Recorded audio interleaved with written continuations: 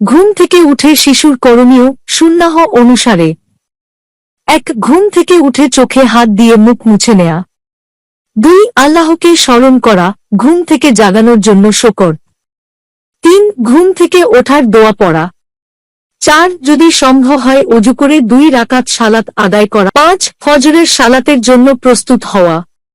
ঘুম থেকে উঠে পড়ার দোয়া ছোটদের জন্য সহজ উচ্চারণ আলহামদুলিল্লাহিল্লাহি আহিয়ানা বাদা মা আমাতানা ওয়া ইলাইহিন নুশুর।